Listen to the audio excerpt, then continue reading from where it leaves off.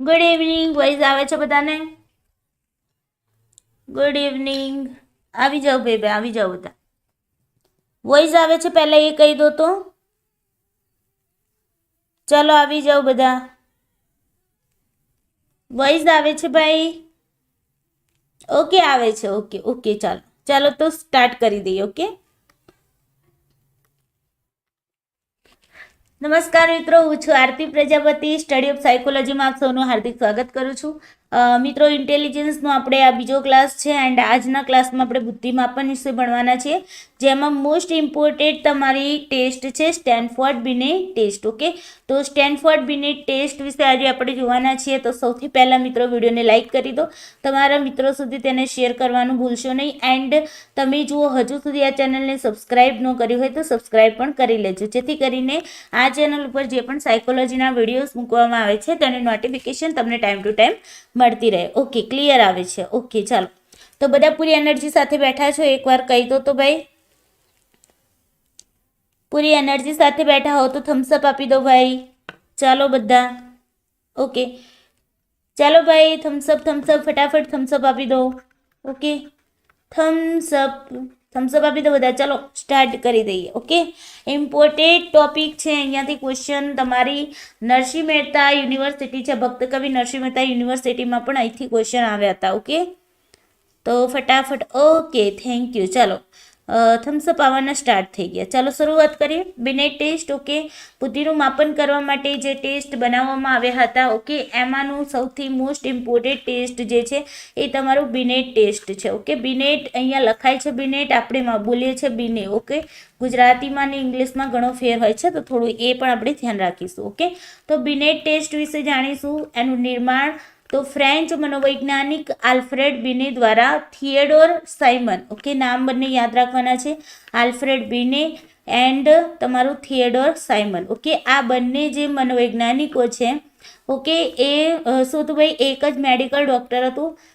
શું તો ભાઈ જો ફ્રેન્ચ મનોવૈજ્ઞાનિક આલ્ફ્રેડ બિને દ્વારા થિયેડોર સાયમન જે એક મેડિકલ ડૉક્ટર હતા. ઓકે, જે થિયેડોર સાયમન છે શું હતા ભાઈ? મેડિકલ ડૉક્ટર હતા. તો તેમની સહાયતાથી આ જે નિર્માણ કરવામાં આવ્યું હતું અને એ ટેસ્ટનું નામ હતું બિને ટેસ્ટ. ઓકે, અને એને આપણે બિને સાયમન ટેસ્ટ પણ કહીએ છીએ. ઓકે, આગળ જોઈએ. તેનો સમય હતો 1905માં આ ટેસ્ટ બનાવવામાં આવ્યો હતો. ક્વેશ્ચન અહીંયાથી પણ પૂછાય છે, વારંવાર પૂછાય છે એક્ઝામમાં. ઓકે, તો ખાસ ધ્યાન રાખીશું કે ભાઈ સૌ પ્રથમ જે તમારી શું કહેવાય બુદ્ધિ કસોટી બનાવવામાં આવી હતી, ક્યારે બનાવવામાં આવી હતી? તો 1905માં બનાવવામાં હતી. કોને બનાવી હતી? Alfred Binet and Theodore Simon. Okay, Theodore Simon કોણ હતા? એક મેડિકલ ડૉક્ટર હતા. ઓકે, અને આલ્ફ્રેડ બિને કોણ હતા? એક સાયકોલોજિસ્ટ હતા. બંને ક્યાંના હતા? ફ્રેન્ચના હતા. ઓકે, મતલબ ફ્રાન્સના હતા. ક્લિયર? ઓકે, અને ક્યારે બનાવવામાં આવી? 1905માં. ખાસ સમય યાદ રાખીશું કારણ કે સમય પૂછાતો હોય છે. ઓકે, બિનેટ સાયમન સ્કેલ તરીકે પણ તેને ઓળખવામાં આવે છે, કારણ કે અહીંયા બિનેટનું નામ અને મતલબ આલ્ફ્રેડ બિને બનાવી હતી અને મદદ કોની લીધી હતી? સાયમનની લીધી હતી. ઓકે, તો બંનેના નામને ભેગું કરી બિનેટ સાયમન સ્કેલ તરીકે તેને ઓળખવામાં આવે છે. ઓકે, હવે જ્યારે બિનેટ સાયમન સ્કેલ છે અથવા તો બિનેટ સાયમન ટેસ્ટ પણ કહીએ છીએ. ઓકે, તો આ જે બિને કસોટી છે એની અંદર આઇટમ્સ જે રાખવામાં આવી હતી એ આઇટમ્સ કેટલી હતી? ટોટલ તમારી આઇટમ્સ મતલબ વિગતો. ઓકે, ગુજરાતીમાં કહીએ તો વિગતો. ઓકે, તો આઇટમ્સ જે હતી એ 30 આઇટમો રાખવામાં આવી હતી. ઓકે, જે નવી સંશોધિત થઈ છે એમાં ઘણો ડિફરન્સ થઈ ગયો છે. ઓકે, તો અહીંયા આઇટમ્સ કેટલી છે? 30 આઇટમો રાખવામાં આવી હતી. મૂળભૂત રીતે બાળકોમાં ભાષાનો પ્રયોગ, ચિંતન અને બોધ વગેરેનું માપન થતું હતું. મૂળભૂત રીતે આ જે બિનેટ સાયમન ટેસ્ટ બનાવવામાં આવ્યો હતો એ બાળકો માટેનો ટેસ્ટ હતો. ઓકે, એમાં પણ બાળકોમાં ભાષાનો પ્રયોગ અને એમનામાં જે ચિંતન છે, ઓકે, એમના બોધ મતલબ કમ્પ્રેન્શન, એ બધાનું માપન કરવામાં આવતું હતું. અને આ જે કસોટી છે તમારી ઇન્ડિવિજ્યુઅલ તમારી કસોટી છે. ઓકે, તો આપણે આ યાદ રાખીશું, ઇન્ડિવિજ્યુઅલ એડમિનિસ્ટ્રેટેડ ટેસ્ટ છે. ઓકે, તો વ્યક્તિગત બુદ્ધિ કસોટી જેને કહેવામાં આવે છે. અહીંયાથી તમારો ક્વેશ્ચન પૂછાતો હોય છે કે ભાઈ બિનેટ સાયમન ટેસ્ટ જે છે એ કેવા પ્રકારની કસોટી છે? તો વ્યક્તિગત છે. ઓકે, એટલે કે પર્સનલી આપણે એક વ્યક્તિને ટેસ્ટ કરી શકીએ છીએ. ઓકે, તો વ્યક્તિગત બુદ્ધિ કસોટી છે, ઇન્ડિવિજ્યુઅલ એડમિનિસ્ટ્રેટેડ ટેસ્ટ છે. ક્લિયર? ચાલો આગળ વધીએ. અહીંથી ક્વેશ્ચન ઘણા બધા આવે છે. ઓકે, એટલે આગળ હવે આપણે આ જોઈએ કે ભાઈ પહેલું સંશોધન એના ઉપર કરવામાં. સંશોધનનો મતલબ શું થાય? રિસર્ચ. સંશોધનને શું કહીએ છીએ? રિસર્ચ. હે ને, રિસર્ચ આખું ભણી થાકી ગયા હે ને તમે લોકો. તો રિસર્ચ મતલબ જે કસોટી પહેલાં બનાવી હતી એની અંદર સંશોધન કરવામાં, એને સંશોધિત કરવામાં આવી. ઓકે, કે ભાઈ આ જે કસોટી બનાવવામાં આવી રહી છે તો એની અંદર શું ખામી છે, ઓકે, અથવા તો શું એની અંદર હજુ એડ કરવાનું બાકી છે, એના માટે સંશોધન કરવામાં આવ્યું. ઓકે, અને સંશોધન ક્યારે કરવામાં આવ્યું? 1908માં પહેલી વખતે કરવામાં આવી. તો તમને અહીંથી ક્વેશ્ચન પૂછે કે ભાઈ બિનેટ સાયમન કસોટી છે એનું પ્રથમ સંશોધન ક્યારે કરવામાં આવ્યું? તો 1908માં કરવામાં આવ્યું. ઓકે, હવે મહત્વપૂર્ણ સંશોધન ક્યારે થયું? પ્રથમ વખતે સંશોધન કરવામાં આવ્યું એ એટલું ઇમ્પોર્ટન્ટ નહોતું, બટ સૌથી મહત્વનું જે સંશોધન હતું એ 1916માં કરવામાં આવ્યું. ક્યારે? 1916માં. અને એ પણ કોના દ્વારા? LM ટર્મન દ્વારા. આ ખાસ નામ યાદ રાખીશું, ટર્મન દ્વારા 1916માં જે તમારી બિનેટ સાયમન કસોટી છે એનું શું કરવામાં આવ્યું? સંશોધન કરવામાં આવ્યું. અને કઈ જગ્યાએ? તો સ્ટેનફોર્ડ વિશ્વવિદ્યાલયમાં, મતલબ કે સ્ટેનફોર્ડ યુનિવર્સિટીની અંદર ટર્મની 1916માં બિનેટ સાયમન ટેસ્ટનું મહત્વપૂર્ણ સંશોધન કર્યું. Okay, clear? હવે 1916ના સંશોધનની વિશેષતા શું હતી? અહીંથી પણ તમારો ક્વેશ્ચન બને છે. ઓકે, તો અહીંયા તમને સ્ટેટમેન્ટ આપી દેશે કે કયા સ્ટેટમેન્ટ સાચા છે. તો તમારે અહીંયા બેઝિક કોન્સેપ્ટ ક્લિયર રાખવાનું છે, બેઝિક થિયરી તમારી યાદ રાખવાની છે. ઓકે, તો 1960 જો સૌથી પહેલાં 1905માં બિનેટ સાયમન દ્વારા બનાવવામાં આવી, 1908માં તેનું પ્રથમ સંશોધન થયું.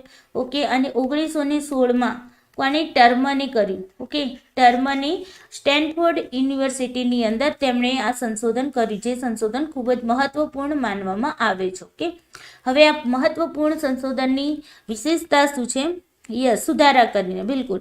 તો એની વિશેષતા છે કે બુદ્ધિલબ્ધિ, જે આઈક્યુની જે સંકલ્પના આપી હતી, ઓકે, એ સંકલ્પનાનો સૌથી પહેલી વાર સમાવેશ કરવામાં આવ્યો. ઓકે, મતલબ કે આઈક્યુ પહેલાં શું હતું? બિનેટ સાયમનની જ્યારે કસોટી બનાવી ત્યારે માનસિક વયને ધ્યાનમાં રાખવામાં આવી હતી. આપણે ગયા વિડીયોમાં જોયું હતું હે ને, ત્યાં માનસિક વયને ધ્યાનમાં રાખી હતી. બટ અહીંયા શું કરવામાં આવી? 1916માં જે કસોટી સંશોધિત કરવામાં આવી, ઓકે, મતલબ કે બિનેટ સાયમન જે કસોટી છે સંશોધિત કરવામાં આવી, તો તેમાં આઈક્યુને ઇન્ક્લુડ કરવામાં આવી. ઓકે, મતલબ આઈક્યુને એડ કરવામાં આવી. ઓકે, માત્ર માનસિક વયની, બટ આઈક્યુનું સૂત્ર ત્યાં આપવામાં આવ્યું. અને આઈક્યુની જે સૂત્ર છે એના આ સંકલ્પના છે, ઓકે, એની ભલામણ કોણે કરી હતી કહો તો? ગયા વિડીયોમાં આપણે વાત કરી હતી આઈક્યુની જે આ સંકલ્પના છે એની ભલામણ કોણે કરી હતી? આઈક્યુની ભલામણ કોણે કરી હતી? આ પણ તમારો ક્વેશ્ચન આવી શકે છે. આઈક્યુની ભલામણ કોણે કરી હતી કહો તો? અને જેટલા વોચિંગ છે એટલા લાઈક તો ભાઈ થવા જ જોઈએ. ઓકે,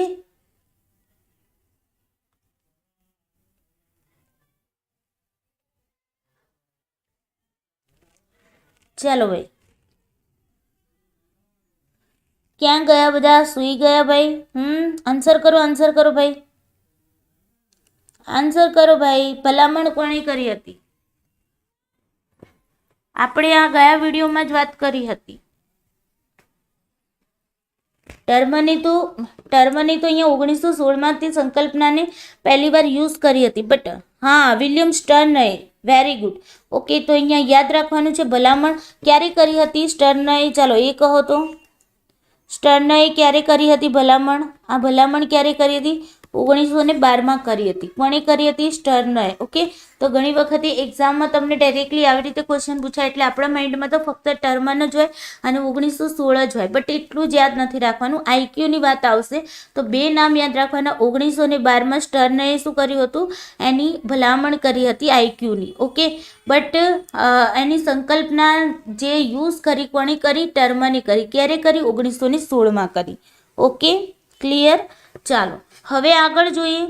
તો સૌપ્રથમ વખત સમાવેશ કરવામાં આવ્યો આઈક્યુનો, જેને સ્ટેન્ડર્ડ બિનેટના નામથી ઓળખવામાં, સ્ટેનફોર્ડ બિનેટના નામથી ઓળખવામાં આવી. આઈક્યુ જે હતી, આઈક્યુની સંકલ્પના આપવામાં આવી, બટ તેને કોના નામથી ઓળખવામાં આવી? સ્ટેનફોર્ડ બિનેટના નામથી જ ઓળખવામાં આવ્યું. ઓકે, ચાલો આગળ જોઈએ. ઓકે, હવે વાત આવી આપણે 1916ની વાત કરી લીધી. 1916માં આઈક્યુ સમાવિષ્ટ કરવામાં આવ્યું અને સ્ટેનફોર્ડ બિનેટ નામ આપવામાં આવ્યું. ઓકે, આ બે વસ્તુ 1916ની સંશોધિત કસોટીની અંદર એડ કરવામાં આવી.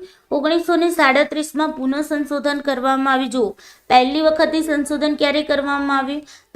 પહેલા તો કસોટી બની તમારી 1905માં, એ સંશોધન ન કહેવાય, હે ને, એ સંશોધન ન કહેવાય, એ તો રચના કરી હતી કસોટીની. બટ એનું પ્રથમ સંશોધન 1908માં થયું.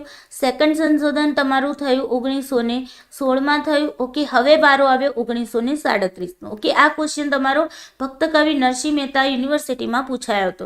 ઓકે, તો અહીંયા જે તમારી સ્ટેનફોર્ડ બીની કસોટી છે એનું પુનઃ સંશોધન ક્યારે કરવામાં આવ્યું? 1937માં કરવામાં આવ્યું. આ સંશોધન ટર્મન તથા મેરિલ દ્વારા કરવામાં આવ્યું. ઓકે, પહેલું જે 1916માં જે સંશોધન કરવામાં આવ્યું એ કોના દ્વારા કરવામાં આવ્યું? તો ટર્મન દ્વારા કરવામાં આવ્યું હતું. ઓકે, બટ અહીંયા 1937માં જ્યારે ફરી સંશોધન કરવામાં આવ્યું તો એ સંશોધન કોના દ્વારા કરવામાં આવ્યું? તો ટર્મન એન્ડ મેરિલ દ્વારા કરવામાં આવ્યું. તેને નવી સંશોધિત સ્ટેનફોર્ડ બીની કસોટી અથવા તો ટૂંકમાં ધ 1937 બિનેટ કહેવામાં આવ્યું.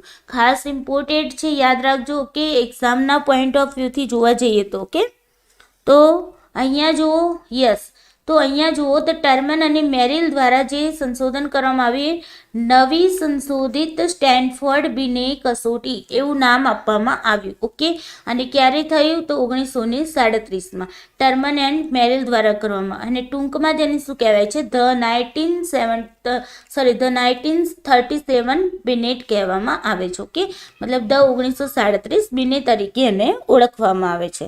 Okay, clear? હવે આપણે અહીંયા જોઈએ તો આ સંશોધનની ખાસ વિશેષતા શું હતી? દરેક જે વખતે સંશોધન થયું આ જે બીને સાયમન કસોટીમાં એની અંદર કંઈક ને કંઈક વિશેષતા તમને જોવા મળશે. ઓકે, તો અહીંયા જુઓ કે 1916ની તુલનામાં તેના સ્ટેન્ડર્ડાઇઝેશન છે તેને અધિક ઉન્નત બનાવવામાં આવે. મતલબ 1916માં જે કસોટી હતી સંશોધિત કરવામાં આવી હતી એના કરતાં આના જે સ્ટેન્ડર્ડાઇઝેશન છે 1937ના એ વધારે ઉન્નત કરવામાં આવે, એટલે એમાં સુધારો કરવામાં આવે. ઓકે, તેની વેલિડિટીને અધિક ઉત્તમ બનાવવામાં આવે. મતલબ એની જે વૈધતા છે આપણે કહીએ છીએ. ઓકે, તો જે વૈધતા છે, વેલિડિટી છે, એને શું કરવામાં આવી ભાઈ? એને થોડી વધારવામાં આવી. ઓકે, ત્યારબાદ કસોટીની ઉચ્ચ તથા નિમ્ન ઉંમર સીમાઓનો વિસ્તાર પણ કરવામાં આવ્યો. ઓકે, તો આપણે અહીંયા આ ત્રણ બાબતો યાદ રાખીશું 1937માં. તો 1937માં 1916ની કમ્પેરમાં આ જે કસોટી છે આ સંશોધન કરવામાં આવ્યું એ કસોટી કેવી બનાવવામાં આવી? ઉન્નત બનાવવામાં આવી. મતલબ સ્ટેન્ડર્ડાઇઝેશનને અધિક ઉન્નત બનાવવામાં આવી. વેલિડિટીને વધારવામાં અધિક સારી, મતલબ વેલિડિટી અધિક ઉત્તમ બનાવવામાં આવી અને ઉચ્ચ તથા નિમ્ન ઉંમર સીમાઓનો વિસ્તાર કરવામાં આવ્યો. Okay, clear? ચાલો હવે આગળ યાદ રાખીએ. આગળ છે સ્ટેનફોર્ડ બીની માપનનું ત્રીજું સંશોધન. 1960માં થયું. હવે તમે કહેશો કે મેમ તમે હમણાં કહ્યું કે 1905માં બનાવવામાં આવી, 1908માં પ્રથમ સંશોધન થયું. ઓકે, 1916માં એ બીજું સંશોધન થયું. ઓકે, પછી તમે કહ્યું કે 1937માં એક સંશોધન થયું. ઓકે, આ 1937નું સંશોધન. તો હવે અહીંયા ત્રીજું કેમ આવ્યું? ઓકે, 1960નું સંશોધન. ઓકે, તો અહીંયા જે પહેલું સંશોધન થયું હતું એટલું ઇમ્પોર્ટન્ટ નહોતું, એટલા માટે આપણે અહીંથી સ્ટાર્ટ કરીએ છીએ. ઓકે, તો 1916માં, પછી 1937 ને હવે આવ્યા 1960. ઓકે, 1960ના સંશોધનમાં શું થયું? તો આ સંશોધન ટર્મન અને મેરિલ દ્વારા, જે તમારું 1937નું સંશોધન ટર્મન અને મેરિલ દ્વારા કરવામાં આવ્યું હતું એ જ રીતે 1960નું સંશોધન પણ ટર્મન અને મેરિલ દ્વારા કરવામાં આવ્યું. ઓકે, 2 વર્ષથી 22 વર્ષ 11 મહિના સુધીની વ્યક્તિની બુદ્ધિ માપવાનો દાવો કરવામાં આવ્યો. અગાઉના જેટલા પણ તમારા હતા, ઓકે, અહીંયાથી માંડીને અહીંયા સુધીના હતા એ માત્ર શું હતું? બાળકો માટેના હતા. શું હતું? બાળકો માટેના. હવે અહીંયા 1960નું જે તમારું સંશોધન થયું એની અંદર શું કર્યું? 2 વર્ષથી માંડીને 22 વર્ષ 11 મહિના સુધીની વ્યક્તિની બુદ્ધિ માપવાનો અહીંયા દાવો કરવામાં આવ્યો. ઓકે, તો ક્વેશ્ચન ડાયરેક્ટલી અહીંયાથી પૂછી શકે છે. ઓકે, તો ત્રીજા સંશોધનની અંદર શું થયું ભાઈ? 2 વર્ષથી લઈને 22 વર્ષ 11 માસના જે વ્યક્તિઓ છે, ઓકે, તે બધાના બુદ્ધિ માપવાનો અહીંયા આ કસોટી દ્વારા દાવો કરવામાં આવ્યો. ઓકે, ત્યારબાદ જોઈએ તો અધિકતર ચિકિત્સકોનો મત છે કે 4 4 વર્ષથી 12 વર્ષ સુધીના બાળકો માટે આ કસોટી ઘણી પ્રેરણાત્મક મોટિવેટિંગ રહી છે. ઓકે, મતલબ કે અહીંયા જે ત્રીજું સંશોધન કરવામાં આવ્યું 1960નું, એ જે એમાં કેટલા બધા ચિકિત્સકોનું મત છે કે ભાઈ આ જે કસોટી છે એ 4 વર્ષથી લઈને 12 વર્ષ, ઓકે, 4 વર્ષથી લઈને 12 વર્ષના જે બાળકો છે, ઓકે, એ બાળકો માટે આ કસોટી કેવી ઘણી પ્રેરણાત્મક રહી છે. ઓકે, ચાલો નેક્સ્ટ જોઈએ. નેક્સ્ટ છે કે સ્ટેનફોર્ડ બીને માપનનું ચોથું સંશોધન કરવામાં આવ્યું. ચોથું સંશોધન ક્યારે થયું? 1986માં. અગેન આપણે જોઈ લઈએ 1905માં બનાવવામાં આવી, મતલબ કે રચના કરવામાં આવી. ઓકે, 1905માં રચના થઈ. 1908માં પ્રથમ સંશોધન કરવામાં આવ્યું હતું. ઓકે, બટ એમાં કંઈ એટલું બધું ચેન્જીસ કર્યું નહોતું. 1916માં જે મેન તમારું સ્ટાર્ટ થાય છે અહીંથી થશે સંશોધન. ઓકે, 1916માં ટર્મને કર્યું હતું. ઓકે, ત્યારબાદ 1937નો સમય આવ્યો, તે ટર્મન અને મેરિલે કર્યું હતું. ઓકે, મેરિલે કર્યું હતું. ત્યારબાદ સેકન્ડ પછી થર્ડ તમારું થયું 1960માં. 1960માં પણ ટર્મન એન્ડ મેરિલે કર્યું હતું. ઓકે, મેરિલે કર્યું હતું. અને હવે આવ્યા છે આપણે 1986માં. 1986 જે છે એની સંશોધનની વિશેષતા જોઈ લઈએ તો એને શું કરવામાં આવી? સેક્શન્સમાં એટલે કે વિભાગમાં વિભાજિત કરવામાં આવી, જેમાં 15 વિભાગ કરવામાં આવ્યા. કેટલા કરવામાં આવ્યા? 15 વિભાગ કરવામાં આવ્યા. ઓકે મેમ, પીવાયક્યુ કેટલા યર સુધીના કરવા? તો પીવાયક્યુ એ બધા જ યરના કરી દેવાના. ટોટલ આઈ થિંક મને લાગે છે તે 14 કે 15 વર્ષ છે તમારા. ઓકે, 15 વર્ષના કરી દેવાના. ઓકે, 14 કે 15 વર્ષ હશે, જોઈ લેજો તો બી. તો એ બધા જ વર્ષના કરવાના છે. ઓકે, 11 વિભાગમાં, જો 15 વિભાગમાંથી 11 વિભાગમાં વર્બલ ટેસ્ટ રાખવામાં આવ્યા હતા. ધ્યાન રાખજો કેટલા વિભાગમાં વિભાજિત કરવામાં આવી? 15 વિભાગમાં વિભાજિત. ચોથું સંશોધન છે બહુ ઇમ્પોર્ટન્ટ છે. ઓકે, આઈએમપી કહી શકાય ચોથું સંશોધન. તો ચોથું સંશોધન બહુ ઇમ્પોર્ટન્ટ છે, જેમાં શું કરવામાં આવે? વિભાગો પાડવામાં આવ્યા હતા. અને વિભાગો 15 વિભાગો હતા, એમાંથી 11 વિભાગમાં વર્બલ ટેસ્ટ રાખવામાં આવ્યા હતા. શું કરવામાં આવ્યું હતું? વર્બલ ટેસ્ટ, શાબ્દિક પરીક્ષણ કહીએ ને, એ શાબ્દિક પરીક્ષણ રાખવામાં આવ્યા હતા. ઓકે, અને જેમાં શું છે? જેના માધ્યમથી પરિમાણાત્મક ચિંતન મતલબ શું થશે? Quantitative reasoning. ઓકે, જે સંખ્યાત્મક જે રીઝનિંગ હોય છે એને રાખવામાં આવ્યું હતું. સાથે સાથે ટૂંકા ગાળાની સ્મૃતિ, એસટીએમ વગેરેનું માપન થતું હતું. ઓકે, કે વ્યક્તિની અંદર ટૂંકા ગાળાની સ્મૃતિ કેટલી રહેલી છે એ પણ ત્યાં માપવામાં આવતું હતું. વર્બલ આઇટમ્સ ઉપર એટલો અધિક ભાર પહેલાંના સંશોધનમાં નહોતો આપવામાં આવ્યો. કે મતલબ કે વર્બલ આઇટમ્સ જે શાબ્દિક વિગતો છે એના ઉપર પહેલાંના જેટલા પણ સંશોધન થયા એમાં એટલો ભાર મૂકવામાં આવ્યો નહોતો જેટલો તમારો ચોથા સંશોધનમાં મૂકવામાં આવ્યો. પહેલી વખત આ સંશોધનમાં કસોટીના વિભિન્ન ભાગોને બુદ્ધિના મહત્વપૂર્ણ સિદ્ધાંતો પર આધારિત કરવામાં આવ્યા. અહીંયા શું કરવામાં આવ્યા? બુદ્ધિના જેટલા પણ સિદ્ધાંતો છે એના આધારિત અહીંયા કરવામાં આવ્યા. ઓકે, તો અહીંયા જે વિભિન્ન ભાગો હતા, 15 ભાગો હતા, 15 ભાગોને શું કરવામાં આવ્યું? બુદ્ધિના સિદ્ધાંતોના આધારે એ ભાગોમાં વસ્તુઓ મૂકવામાં આવી હતી. ઓકે, એના પછી જો આ સંશોધિત કસોટીના સૈદ્ધાંતિક મોડેલના 3 લેવલ બનાવવામાં આવે. ખાસ યાદ રાખજો, ચોથું સંશોધન છે તમારું સ્ટેનફોર્ડ બીને માપનનું, એ 1986માં સંશોધિત કરવામાં આવ્યું હતું. અને આ જે 1986નું સંશોધિત થયેલ સંશોધન હતું એની અંદર શું કરવામાં આવ્યું ભાઈ? પહેલી વખત તો એની અંદર બુદ્ધિના સિદ્ધાંતો પર આધારિત કન્ટેન્ટ મૂકવામાં આવ્યું. ઓકે, મતલબ વિભિન્ન વિભાગોમાં એ સિદ્ધાંતો પર આધારિત એને કરવામાં આવ્યા. પછી 3 લેવલ પાડવામાં આવ્યા. શું કરવામાં આવી? 3 લેવલ બનાવવામાં આવ્યા. ઓકે, ચાલો આગળ જોઈએ. હવે આ 3 લેવલો કયા કયા છે? તો 3 લેવલ ખાસ યાદ રાખજો, એમાંથી પણ તમને ડીપલી ક્વેશ્ચન પૂછાય. તો લેવલ નંબર 1 છે સ્પીયરમેનના જી ઘટકને રાખવામાં આવે. કોઈને ખબર છે સ્પીયરમેનનો જી ઘટક શું છે ભાઈ? કોઈ કહેશે સ્પીયરમેને કેટલા ઘટકો આપ્યા છે? ચાલો, સ્પીયરમેને કેટલા ઘટકો આપ્યા છે જણાવો તો ભાઈ. સ્પીયરમેનના ઘટકોની વાત કરીએ તો સ્પીયરમેને કેટલા ઘટકો આપેલા છે? સિદ્ધાંત આપે છે ને, બુદ્ધિનો સિદ્ધાંત આપે છે સ્પીયરમેને. કેટલા ઘટક જણાવ્યા છે? ચાલો બોલો ભાઈ. બધા ઊંઘો છો, જાગો છો? બોલો બોલો. સ્પીયરમેને કેટલા ઘટક આપ્યા છે? કેટલા ઘટક આપ્યા? યસ, જનરલ અને સ્પેસિફિક, હે ને? જી અને એસ ઘટક, 2 ઘટકોની વાત કરી છે. સ્પીયરમેનનો દ્વિઘટકનો સિદ્ધાંત તમને ખ્યાલ હશે કે જી અને એસ. જી મતલબ સામાન્ય ઘટક, સામાન્ય ઘટક એટલે જનરલ જે તમારો ઘટક છે. ઓકે, હા યસ, બે. તો જનરલ ઘટક હશે એ બધામાં જનરલ હશે. અને એસ મતલબ સ્પેસિફિક. શું છે ભાઈ? સ્પેસિફિક. ઓકે, સ્પેસિફિક ઘટક જે હશે એ બધામાં નહીં હોય, બટ અમુક વ્યક્તિઓમાં જ હશે. ઓકે, વિશિષ્ટ જેને કહીએ. ઓકે, અને સામાન્ય કેવું હશે? બધામાં સમાન રૂપે હશે, જેને આપણે સામાન્ય કહીએ છીએ. તો અહીંયા જે બિને સાયમન કસોટી છે, બિને સાયમન કસોટીની અંદર જે ચોથું સંશોધન કરવામાં આવ્યું, એ ચોથા સંશોધનની અંદર શું કરવામાં આવ્યું ભાઈ? લેવલ પાડવામાં આવે. 3 લેવલ પાડવામાં આવે. એમાં પહેલા જ લેવલની અંદર શું કરવામાં આવ્યું? સ્પીયરમેનનું જે જી ઘટક છે એને રાખવામાં આવ્યું, મતલબ સામાન્ય ઘટકને સામાન્ય ફેક્ટરને રાખવામાં આવ્યું, કે ઘટકને આપણે ફેક્ટર કહીએ છીએ. તો સામાન્ય ઘટકને રાખવામાં આવ્યું, મતલબ જેને આપણે જી કહીએ છીએ. Clear? Yes, G and S factor. Yes. પછી લેવલ નંબર 2માં શું કરવામાં આવ્યું? લેવલ નંબર 2માં કેટલના સિદ્ધાંતને મૂકવામાં આવ્યો, મતલબ કેટલના સિદ્ધાંતના અનુસાર 3 ભાગોમાં એને વહેંચવામાં આવ્યું. હવે કેટલે તમને ખબર છે કે 2 પ્રકારની બુદ્ધિની વાત કરી હતી. એક તો તમારી નક્કર શક્તિ અથવા તો નક્કર બુદ્ધિની વાત કરી, અને તરલ અથવા તો વિશ્લેષણાત્મક શક્તિ. નક્કર શક્તિમાં શું આવશે? ક્રિસ્ટલાઇઝ એબિલિટીની વાત કરી છે. ઓકે, જે આપણે ક્રિસ્ટલ તરીકે આપણે એને ઓળખીએ, હે ને? તો એ ક્રિસ્ટલાઇઝ એબિલિટીઝ તરીકે એને નક્કર શક્તિ તરીકે ઓળખાવી. તરલ કે વિશ્લેષણાત્મક શક્તિ મતલબ આપણે ફ્લુઇડ, પ્રવાહી કહીએ ને, પ્રવાહી બુદ્ધિ તરીકે તેને ઓળખાવી હતી.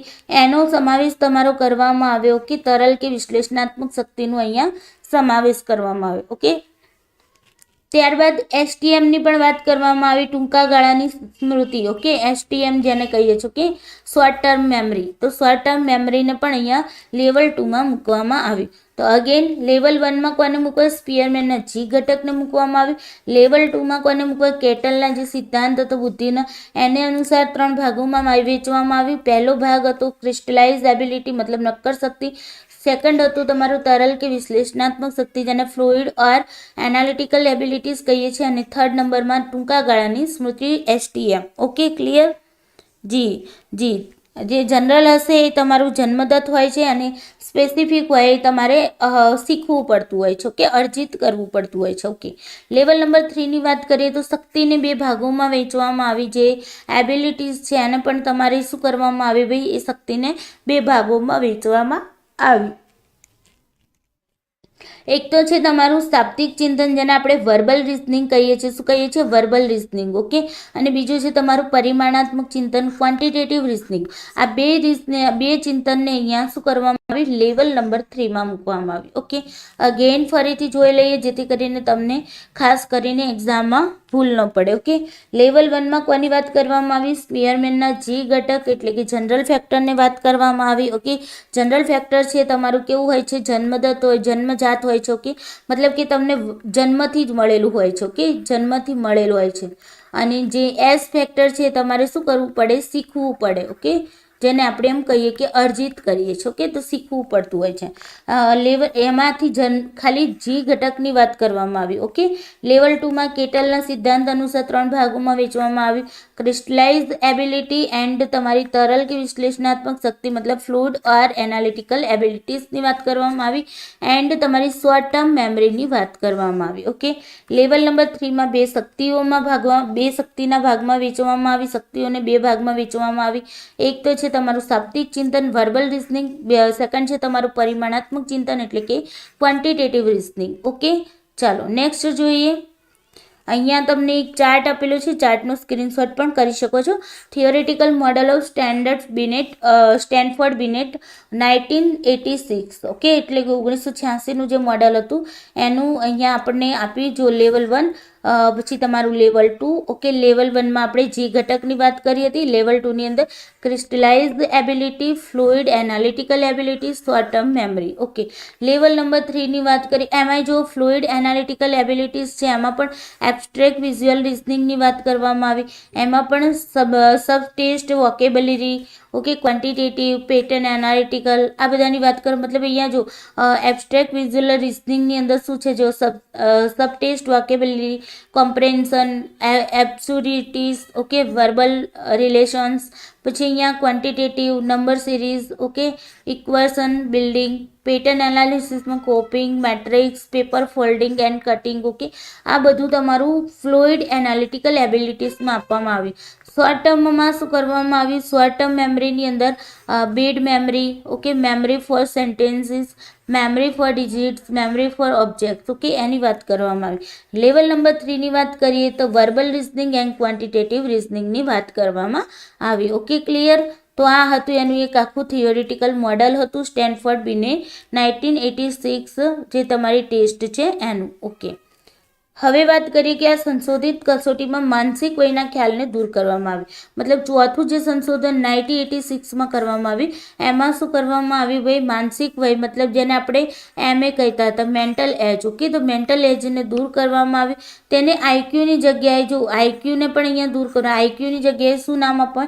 સ્ટેન્ડર્ડ એજ સ્કોર અથવા તો SAS તરીકે એને ઓળખવામાં આવ્યું. ઓકે, તો આઈક્યુની જે આઈક્યુ હતા એ આઈક્યુની જગ્યાએ શું કરવામાં આવી? અને SAS સાસના નામથી ઓળખવામાં આવ્યો. હવે સાસનું ફૂલ ફોર્મ શું થશે? એસનું મિનિંગ થશે સ્ટેન્ડર્ડ, એનો મતલબ એજ, એન્ડ એસનું મતલબ થશે સ્કોર. ઓકે, સ્ટેન્ડર્ડ એજ સ્કોર તરીકે તેને ઓળખવામાં આવ્યું. Okay, clear? હવે જુઓ આ સંશોધિત કસોટીની પ્રત્યેક પેટા કસોટીમાં ઓપન એન્ડેડ, આ જે મૂળ તમારી આખી જે 1986ની કસોટી છે એની અંદર પ્રત્યેક જે પેટા કસોટી હતી એની અંદર open ended, okay, open ended question કે કાર્ય હોય છે જે ક્રમિક રીતે કઠિન હોય છે. ઓકે, ઓપન એન્ડેડ ક્વેશ્ચન્સ ત્યાં રાખવામાં આવે અને તે ક્રમિક રીતે કેવા હોય છે? કઠિન હોય છે. મતલબ કે પહેલું જે લેવલ છે તમારું ઇઝી હોય છે, ઓકે, ઇઝી, પછી તમારું મોડરેટ હોય, ઓકે, મોડરેટ હોય, અને ત્યારબાદ શું થાય છે ભાઈ? ડિફિકલ્ટ લેવલ આવી જાય. ઓકે, આ રીતે તેને ગોઠવવામાં આવ્યું, એટલે કે ઇઝી ટુ ડિફિકલ્ટ તરફ. ઓકે, કઠિન ક્રમિક રીતે કઠિન હોય છે. ઓકે, ધીમે ધીમે કઠિન થતું હોય છે, એ રીતે એનું લેવલ રાખવામાં આવ્યું હતું. સ્ટેનફોર્ડ બીને તુલા 1986 દ્વારા 2 વર્ષના બાળકોથી લઈને 33 વર્ષ સુધીના વ્યક્તિનું બુદ્ધિ માપન થાય છે. હવે યાદ રાખો કે સ્ટેનફોર્ડ બીનેમાં પહેલાં આપણે જોયું તો 1960માં જે હતું, ઓકે, 1960ની અંદર શું હતું ભાઈ? કે ભાઈ તમારું જે 2 વર્ષથી લઈને તમારા કેટલા વર્ષનું? 2 વર્ષથી લઈને તમારા 22 વર્ષ 11 મહિના સુધીનું હતું, હે ને? એટલા લોકો સુધીના, એટલી ઉંમરના લોકો સુધી આપણે એ ટેસ્ટ અપ્લાય કરી શકતા હતા. બટ અહીંયા 1986નું જે સ્કેલ બનાવવામાં આવી, મતલબ તુલા બનાવવામાં આવી, ટેસ્ટ બનાવવામાં આવી સ્ટેનફોર્ડ બીના તુલા, તો એમાં શું કરવાનું? 2 વર્ષથી લઈને 33 વર્ષ સુધીના વ્યક્તિનું બુદ્ધિ માપન અહીંયા કરવામાં આવતું હતું. ઓકે, ચાલો હવે જો સ્ટેનફોર્ડ બીનેનું મૂલ્યાંકન જોઈએ તો આ જે સ્ટેનફોર્ડ બીને જે ટેસ્ટ છે એનું મૂલ્યાંકન ઇવેલ્યુએશન જોઈએ તો સ્ટેનફોર્ડ બીને કસોટીનું પહેલું વિધાયક પાસું એ છે કે અન્ય બુદ્ધિ કસોટીઓ કરતાં આ કસોટીના વર્તમાન રૂપ દ્વારા મૌલિક કસોટીમાં પ્રસ્તાવિત બુદ્ધિના મૂળ અર્થને પરિવર્તિત નથી કરવામાં આવ્યો. મતલબ કે એનો જે મૌલિક કસોટી મતલબ જે મેન કસોટી હતી, મેન કસોટી કઈ હતી? 1905 મતલબ 1905ની હતી. ઓકે, 1905માં જે કસોટી હતી એની અંદર જે બુદ્ધિનો મૂળ અર્થ આપ્યો હતો એને આ પરિવર્તિત નથી કરતી. ઓકે, ભલે એની અંદર સંશોધન થયા કે 1908માં થયું, 1916માં થયું, એના પછી 1937માં થયું, એના પછી 1960માં થયું અને એના પછી 1986માં થયું. તેમ છતાં પણ એનો જે મૌલિક મૂળ જે કસોટી હતો એનો જે બુદ્ધિનો અર્થ હતો એ અર્થ ક્યારેય બદલાયો નથી. આ એક એનું વિધાયક પાસું છે. ઓકે, ઉંમર સંબંધિત માપનની સ્ટેનફોર્ડ બીને કસોટી દ્વારા ચાલુ રાખવામાં આવી. મતલબ ઉંમર સંબંધિત માપન મતલબ કે અહીંયા પહેલાં શરૂઆતમાં અહીંયા હતું તો તમે જોયું હશે કે નાના બાળકો માટેનું જ હતું, હે ને? પછી એમ કરતાં વધ્યા, પછી 2 થી 22 વર્ષ ને 11 મહિના સુધીનું આવ્યું અને લાસ્ટમાં તમારું 2 વર્ષથી લઈને 33 વર્ષના બાળકો સુધીનું મતલબ વ્યક્તિ સુધીનું અહીંયા માપન કરવામાં આવવા લાગ્યું. કે તો આ રીતે તેને શું કર્યું? ઉંમર સંબંધિત માપન ને ચાલુ રાખવામાં આવ્યું હતું. આ કસોટી દ્વારા બાળકો અને પુખ્ત વયના બંનેની બુદ્ધિનું માપન થાય છે. ઓકે, આપણે એ વાત કરી લીધી. શરૂઆતની જે મૌલિક કસોટી હતી, મેન કસોટી હતી 1905ની, એ તો ઓનલી બાળકોનું જ માપન કરતી હતી. બટ ધીમે ધીમે એમાં સંશોધન થતા ગયા, એ કસોટીને સંશોધિત કરવામાં આવી અને છેલ્લે અત્યારે હાલમાં જોવા જઈએ તો પુખ્ત વયની વ્યક્તિઓ છે એનું પણ બુદ્ધિનું માપન આપણે અહીંયા થઈ શકે છે. મતલબ 33 વર્ષ સુધીના લોકોનું અહીંયા માપન થઈ શકે છે. Okay, clear? ચાલો હવે એનું જોઈએ કે જેટલી કોઈ પણ વસ્તુ હોય ને એના જેટલા ફાયદા હોય ને એની કોઈક લિમિટેશન તો હોય જ. ઓકે, તો અહીંયાની મર્યાદાઓ જોઈએ તો અમુક લોકોનું માનવું છે કે 2.5 વર્ષથી લઈને 5.5 વર્ષના બાળકોની બુદ્ધિનું માપન આ કસોટીથી વિશ્વસનીય રીતે થતું નથી. ઓકે, તો અહીંયા કેટલાક લોકોનું એવું માનવું છે કે ભાઈ 2.5 વર્ષથી લઈને 5.5 વર્ષના જે બાળકો છે તો એની જો આપણે બુદ્ધિ માપવી હોય તો એ બુદ્ધિના માપન માટે આ કસોટી વિશ્વસનીય રીતે એનું વિશ્વસનીય રીતે એનું માપન થઈ શકતું નથી. અમુક મનોવૈજ્ઞાનિકોનો મત છે કે જેની બુદ્ધિલબ્ધિ IQ 140 કે તેની ઉપર છે તેના માટે આ કસોટી અધિક વિશ્વસનીય નથી. જેનો IQ લેવલ વધારે છે IQ લેવલ વધારે 140 પ્લસ જે લોકોનો IQ છે એ લોકો માટે પણ આ કસોટી એટલી બધી વિશ્વસનીય નથી. ઓકે, તો આ હતી તેની મર્યાદાઓ. તો આઈ હોપ તમને સ્ટેનફોર્ડ બીની કસોટી જે છે કમ્પ્લીટલી યાદ રહી ગઈ હશે. અગેન આપણે યાદ કરેલી 1905માં 1905માં બીને અને સાયમન દ્વારા આ કસોટી બનાવવામાં આવી હતી. 1908માં તેની સંશોધન કરવામાં આવ્યું. 1912ની અંદર IQનું શું કરવામાં આવ્યું? સ્ટર્નએ એક IQના સ્ટર્નએ શું કર્યું હતું? IQની સંકલ્પનાની ભલામણ કરી હતી. 1916માં આપણી ફરીથી 1916માં સંશોધન કરવામાં આવ્યું. ઓકે, અને એ સંશોધન દરમિયાન IQને સમાવિષ્ટ કરવામાં આવ્યો. ઓકે, અને સાથે સાથે અહીંયા 1937માં થોડું સંશોધન થયું. ઓકે, 1937 બાદ 1960માં સંશોધન કરવામાં આવ્યું અને 1960 બાદ તમારું 1986માં સંશોધન થયું, જે તમારું ચોથું સંશોધન હતું. Okay, clear? તો આ બધું તમારે યાદ રાખવાનું છે. ઓકે, સ્ટેનફોર્ડ બીની એજ 33 તક IQ 140થી વધારે માટે ઉપયોગી નહીં. યસ, રાઈટ, એટલા માટે ઉપયોગી નહીં. Yes, right. તો આઈ હોપ તમને વિડીયો સારો લાગ્યો હશે. હવે આવતીકાલે આપણે વેક્સલર સ્કેલ ભણીશું. ઓકે, જો સવારે વહેલું મેળ પડશે તો સવારે વહેલો ક્લાસ લઈ લઈશું. ઓકે, તો એ વેક્સલર જે સ્કેલ છે એના વિશે ભણીશું. આઈ હોપ વિડીયો સારો લાગ્યો હશે. વિડીયોને જતાં લાઈક કરતા જજો, તમારા મિત્રોને પણ શેર કરી દેજો. ઓકે, દરેકને દરેક એક્ઝામમાં કામ લાગશે.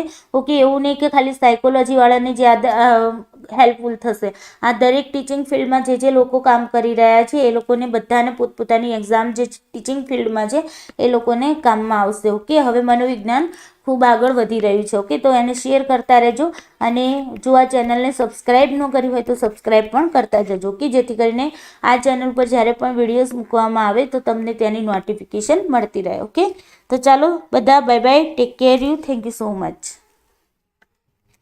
અને રાત્રે ક્લાસમાં મળીશું. ઓકે, રાત્રે તમારો 9 વાગે ક્લાસ ચાલુ થશે. PYQS છે ટીચિંગ એપ્ટિટ્યૂડનો. Okay, teaching એપ્ટિટ્યૂડનો.